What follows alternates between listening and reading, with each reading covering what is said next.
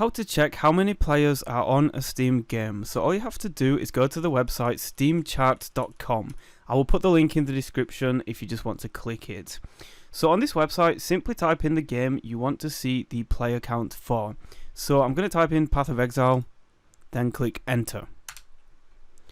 You can then click on the game and it will show you the current players, 60,000, as well as all of the average player counts over the past months and years. So Path of Exile is doing extremely well right now compared to previous months. 60,000 is very good. And if we take a look at Baldur's Gate 3,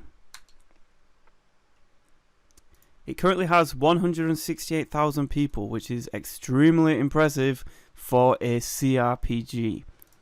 I can't believe how many players it's got concurrently playing after like 6 months of release.